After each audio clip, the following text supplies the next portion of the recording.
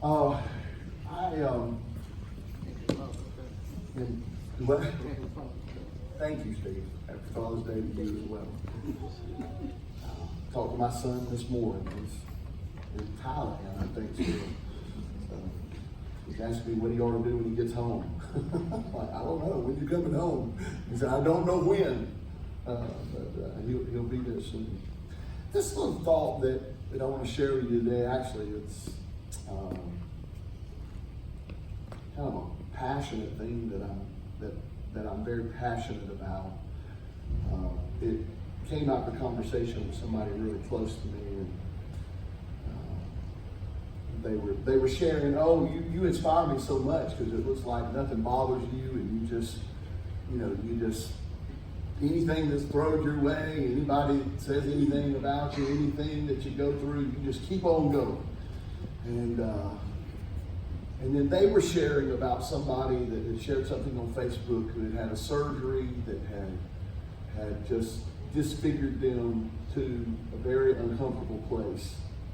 And they were like, sharing this post on Facebook where this person was saying that they didn't know if they still was attracted to their spouse. They didn't know if there was still anything that anybody would want to see or love about them or have anything to do with them, because what the image that they had projected, that image that we all project, had been scarred for life. And I just kind of shared with this person that, I said, that's what I go through every day. I think I've shared with you guys just briefly, but it takes a lot for me to come here and do this. I know I was a pastor for 30 years, but there's something about once you struggle and people know you're struggling, or you make big changes in your life and you're not, it becomes very difficult. I told this person, I said, I have to put on Jesus every day. And I have to walk through this process of moving past this image of people, of what people had about me or what they thought about me. And we always have to fight with that image. And image is this conception that we have about people. You have images. You have an image of people that are on, our political leaders. We have images of an image of what we think about pop stars and musicians and people that you're seeing here. And we put this image on people because it's what is expected of their position or portrayed. It's something that people rely on when they see you, something we do that is seen, enjoyed, beneficial. And I want to tell you, this appearance that we go through to try to keep up the appearances so everybody thinks we're doing okay. I don't know about you, but it wears you out, especially after a lifetime. It just flat wears you out. You ever get tired of pretending? I know today's Father's Day, and fathers, for the most part, if you are fortunate enough to have a good father, they get up every morning, they're out to work, and they're back home in the day. But if you knew the pain and you knew what was behind what was going on in their lives and what they had to face, you would understand that there is a struggle to keep up with what's expected of you by other people. I don't know if you experience this or in your life with your friends, but there's this image they have of you, and they have that image of you, and that they're thinking that you are to be a particular type of person or be a particular person. And in church especially, oh my goodness, we work so hard to keep up that image so that everybody thinks we're okay. I've been in churches and been in environments where you were even afraid to say you were sick because, you must not have the faith that you need to have, or what are you doing wrong to be going through a struggle? When the reality is that, it's an effort to keep up with what you feel is expected of you by other people. It's a struggle, it's a strain, it's tiring, it can wear you out. And then there's damage to our lives as we live. I don't know about you, but I live in a house that I built a long time ago, and as I walk around that house, nobody's ever come and tried to beat on it or tear it down, but you look at the damage that comes just with living, the wear, the tear, that happens just as we go through our life. You don't have to do anything right. You don't have to do anything wrong. It's just the wear and tear on physical things. If you got tires, you wear them out on your car. If you got paint on the side of your house, it wears out after a period of time. If you got sofas and chairs that you sit in, they wear out. They have damage that come. And so over the course of life, in our lives, sin, mistakes, injuries, lies, all this stuff that hits us square in the face sometime, and we realize, you know what, I just can't keep up anymore. I can't be what everybody wants me to be. It's the man who survived escaping a fire, but he got scarred going in that fire to pull somebody out.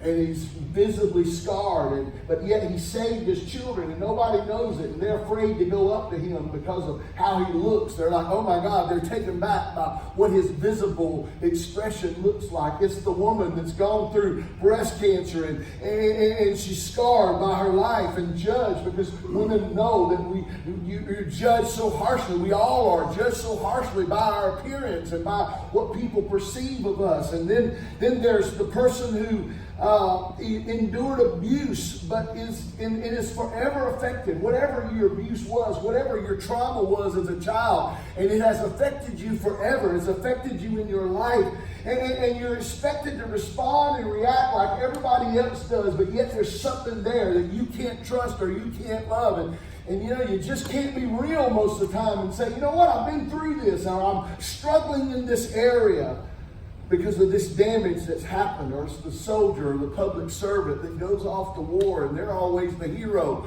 He or she, they're the ones that are taking care of everybody, but over the course of them doing their job, doing their duty, there's damage that comes to their life, and now they're the one that somebody else is having to take care of.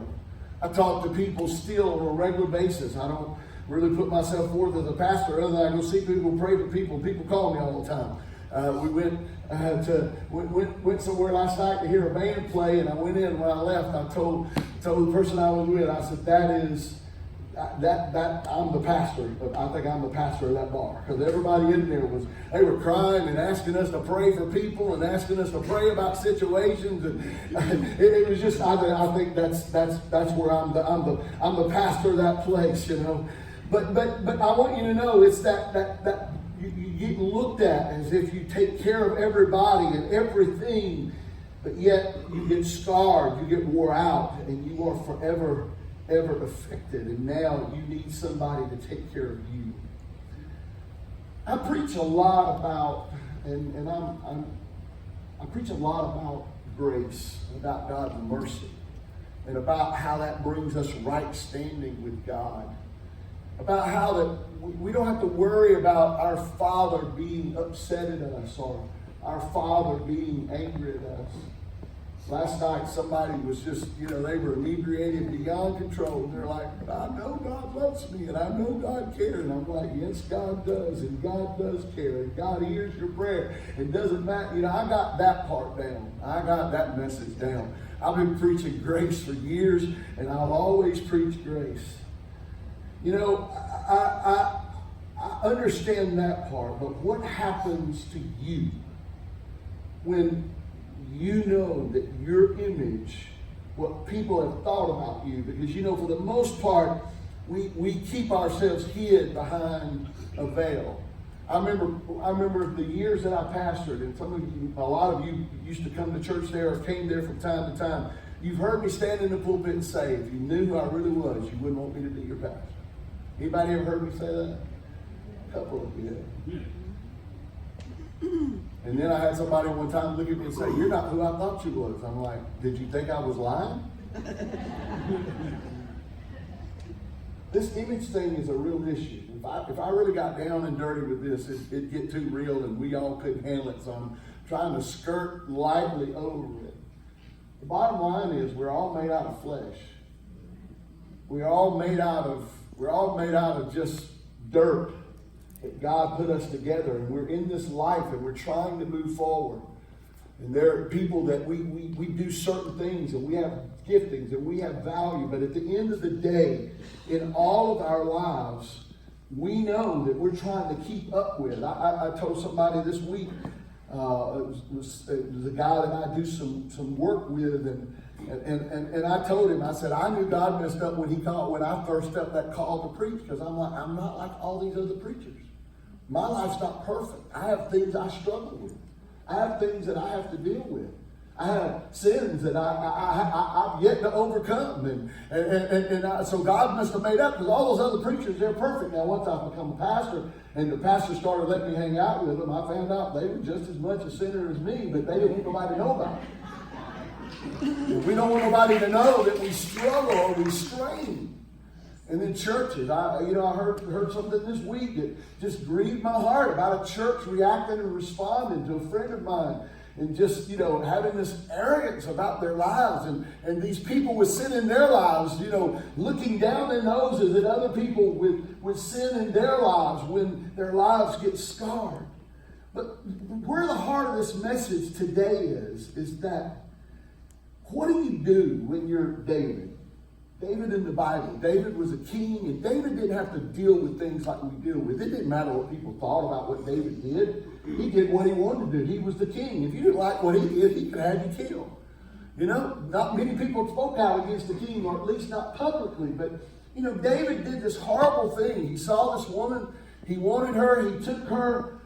She became with child. And then he realized what had happened, and he tried to cover it up by getting her husband, who was on the battlefield fighting, brought him home. And of course, he's trying to keep up with images too. And he's like, well, I can't. I know y'all probably never heard that preached like that, but I can't go home to my wife while my soldiers are asleep. So he sleeps outside on the porch. And David's like, I have problems, so I can't hide my sin. So I'm going to send him back to the battlefield. He sends a note in that man's hand to send him to the front line, where he'll be sure that he's killed, and he gets killed. And David's just rocking along, and he takes Bathsheba to be his wife, and she's with child, and moving along, and the prophet shows up. And the prophet says to David, tells him this story about a ruler that had a lot of animals. I think maybe, I forget if it was a sheep or a cow, but he had all this stuff. And he said, this ruler had a friend come by, and he took the only lamb, or I believe it was probably a lamb, the only lamb that this one poor farmer had, took it, slayed it, and gave it to his friend to eat. And David's like, tell me who it is. I'll take him apart. I'm ready. And Nathan looked at him and said, you are the man. What?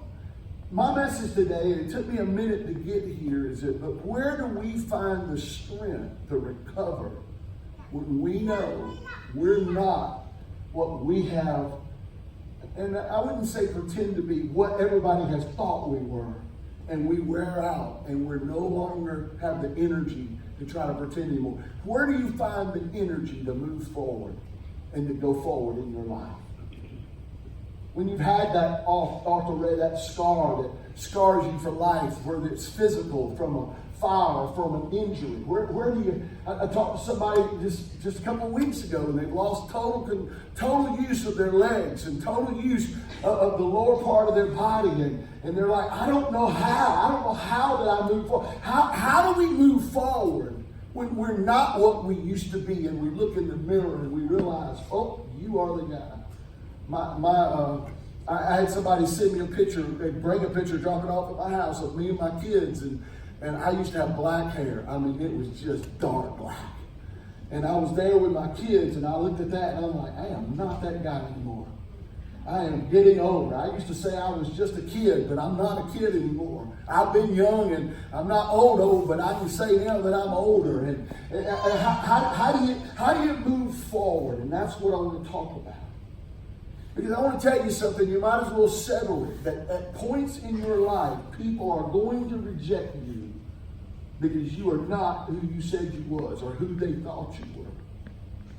People that you live with, people that you love, people that maybe have been your family, they're going to reject you when you can't perform up to the standards that they thought or they were expecting of you. You might as well just accept it. They're going to reject you in their life.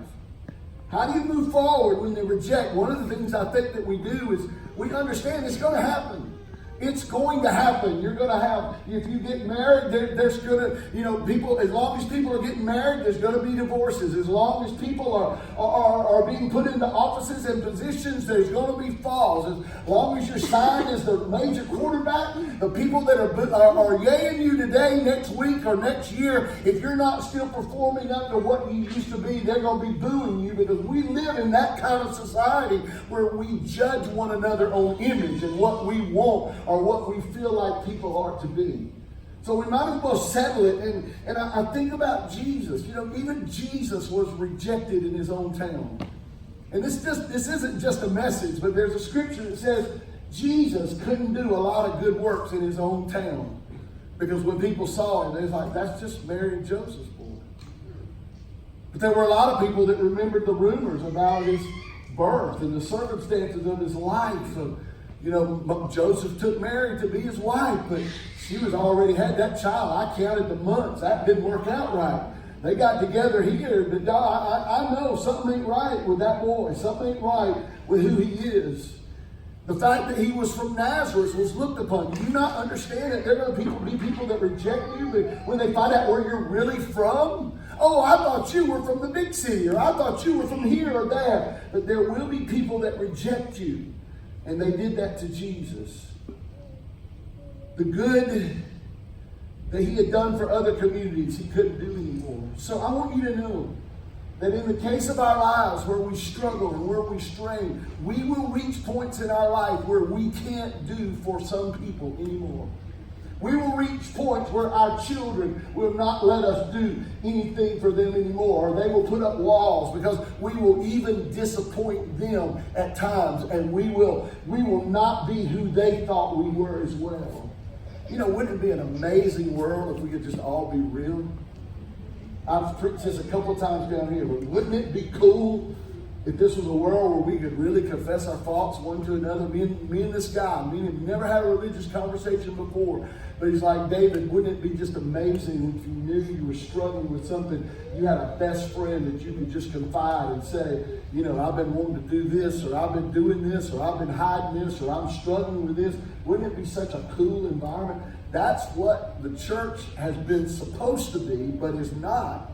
That's what this world ought to be. And I want to tell you, our whole world, I'm going to say this, our whole world in this digital age that we're living in, you can't do nothing. You can't do anything. You can't be a politician and say things in rallies anymore, because somebody's going to be taping it. Somebody's going to be seeing it. We're living in a world where people are being exposed for their racism, for their prejudice, for their anger, for their bitterness, for their unfaithfulness, for their sin. They're being exposed over and over and over. Does it mean that humanity is just good for nothing? No. God died for humanity. We are God's creation. He loves us and he cares about us. The reality is that we, even as a world, are going to have to come to grips with, we got to take each other off the hook. And we got to start understanding that we all are predisposed, or we come from different backgrounds, or whatever the circumstances of our life, they shape us the way they shape us. And we will have struggles, and we will have things that we have to push through that will disappoint other people if they find out about it. Again, in case of our sin, we are assured of God's grace and forgiveness. We're justified. We're righteous. We're at peace with God. I have no problem with me and God. The question is, how do I move forward? How do you move forward? And I want to show you something in the story of David that I dug out this week that I think will be a blessing to you. And if it's not, no, it will be. I'm not even going to say if it is. If it's not, it's not. But if it is, I thank God that it is. Here are the steps, or here is how we're able to move forward. I want to tell you something, my friend. You have value inside of your life. You are a valuable person. You are fearfully and wonderfully made. You are a creation of God. You are created in his image and in his likeness. You have a brain that works. It doesn't matter what education level. You have value as a person. You have value to yourself, if nobody else, but you have value. You want to know why I'm still doing this and doing stuff on Facebook and still preaching? It'd be so much easier. I told somebody this morning, I'm like, ooh, this is just way too stressful for me. I'd just rather not be here. I could be home sleeping right now.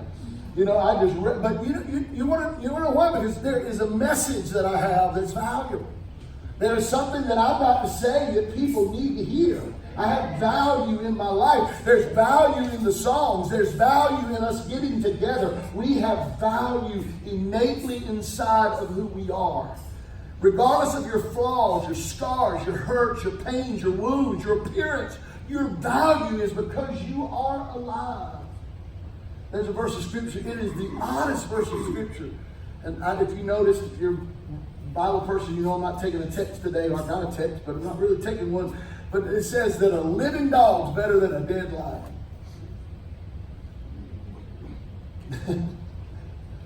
A living dog is better than a dead lion. What's the writer trying to say? Is if you got life in your body, that's a great value. You still have the ability to be creative. You still have the ability to love. You still have the ability to reach out. You still have the ability to impart to people. You still have the ability to live. To have life in you is an amazing thing. And I want you to know, your life, you are valuable. If you stop being, if you stop giving, if you stop sharing, I want you to know, you may be sitting there this morning thinking, I have no value. I have nobody that cares. I want you to know there would be somebody missing you if you were not here tomorrow. I want you to understand that. I went last night to hear this particular band because my buddy who's dead now used to play in it. And I stood back there and cried like a baby because I miss him. He might not think and he used to get down on himself, think he wasn't good enough, think he couldn't do good enough. But me and him walked through a whole lot of hell together in our lives. But you have value inside of you and you matter. You matter.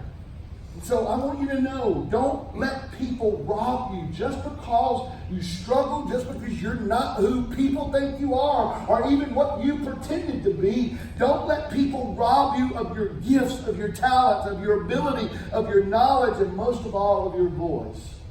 Don't let them rob you of that. Here are the steps that David took. If you were to look at 2 Samuel, you can write it down, read it later. Read through 2 Samuel 12. And just read through that whole chapter and watch the steps. It's interesting. Here's the first thing that was interesting to me about when Nathan come to David. David didn't say, oh my God, I have sinned against Uriah. I've sinned against his parents. Or he said, I've sinned against God. We get so caught up in worrying about what people think about us that we forget there's a God who we're really accountable to. That's big. Now, the great thing is this God, we got it covered. Everything's okay. But here are the steps that David took over just the next few minutes, and then I'll bring this to a close. These are the steps that he took. His son died, and you read the scripture, it says what went on, but the son that was born to he and Bathsheba, that son died. And when he got through, he had been fasting, he had been praying, he had been sitting around just wailing before God. And when the child died, the first thing he did, when he realized, I'm the man, I've messed up, there are consequences in my life about what has happened, the first thing he done was he washed himself. He took care of himself. My counselor says this all the time. Every time I go see him, he's like, go be nice to yourself. I'll tell you something, my friend. You need to draw a line in the sand today and say, I am going to quit beating myself up. I'm going to quit beating myself up about who I'm not or what I'm not or where I failed. I want you to know there's enough people talking about you already. Stop talking about yourself. Get up and wash yourself. Nobody's going to do it for you. That's huge. That's huge. Now look, the rest of this, I may just put this last 10 minutes or last 5 minutes if I even put this on the internet. I don't even know if I'm going to do it or not. But this is huge. Enough of this beating ourselves up. It doesn't matter that you don't look like you used to 10 years ago in the mirror. It doesn't matter that you've gone through a surgery and you're not what you used to be. It doesn't matter that people found out that you've been sinning or you've been this or you've been that. That doesn't matter. They're going to talk and they're going to think what they want. And the ones that reject you are going to reject you. Don't worry about it. But stop beating yourself up. You ain't got to clap. I don't care. This is just the truth. The first thing David did was he got up and he washed himself. He took care of washing himself. The second thing he did, he went and worshiped God. He's like, I am not going to let anything or anybody come between me and God. I don't care how much you look at me and say, oh, you're not what you said you were, or you're not good enough, or God doesn't love you, or God, I want you to know you can't get between me and my God. I already know that He loves me and it's by grace that I'm saved through faith. He knew who I was when He called me. He knew what I was going to do before I was ever born. He made a way for me before He ever created the world through Jesus Christ. I want you to know, I'm going to take care of me and I'm going to go take care of my relationship with God. That's the first two things that he did. He washed himself, and then he went and worshiped God. The next thing he did was he comforted his family, his wife. The Bible just says that he comforted his wife. They had another child. That child was Solomon. Solomon went on to be king of Israel. The lineage of Christ came through Solomon. If I were to go and tell you all the no good people by judgments of people, other people that are in the lineage of Jesus Christ, it would amaze you. It would just startle you to understand God has nobody else to use but people. Amen. He didn't choose to save the world through the preaching of angels. He chose you and I to share the good news of the gospel of Jesus Christ. I want you to see this. But he washed himself, he worshiped God, then he comforted his wife. I want to tell you something. Find comfort in your family. Let them care for you and you care for them. I was amazed, and I don't mind. Again, I'm still debating if I'm going to throw this up or not on the internet. But I want you to know this. I was amazed when I went through 2 years ago. Went through some of my darkest times. When everybody, I still have people that have never yet called me and said, "Hey, are you okay?" People that I served, gave my life to for 30 years, never said one thing nice to me. Never. And when they see me stick their nose up in the air and turn and walk the other way, that's okay. That's just human beings. They're fearful. They're afraid because they know I know their stuff. And you need to know that the people that are always accusing you, they're doing it to try to get one up on you because they know you know their stuff. But I want to tell you, I got 3 brothers that I would have thought a couple of them would have not ever spoke to me again. They brought me in close. They loved on me. They cared for me. I want you to know what family you have. Comfort them and give yourself to them and let them give themselves to you. And then David went on and he gathered his army. He gathered his army and he actually went on to war and he went on to battle. And he went on. In David's life, it's a tough life after that. There's a lot of things that happen. And a lot of people say, well, it's because of sin in his life. No, David always had sin in his life. It was just because it was life and life was tough. But David went on and gave himself to what he was supposed to be doing. So if you're sitting there feeling like, I'm not good enough anymore to do what God called me to do or what I feel like I ought to do. I don't have that salesman edge anymore. I don't have my business-like efficiency that I used to. Or I don't have my sharpness or my looks or my... Stop all that. Do what you can do. And do it with all that you have. And do it as unto the Lord. And watch God bless your life. Amen. Steve, come on. Let's get ready to stop. Really quickly. Get me out of this one you got to get me out of. You matter. You matter.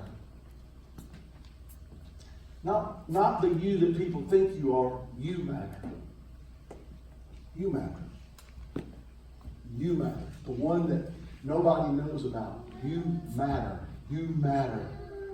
Get your neighbor and tell them you matter. You're important. You do.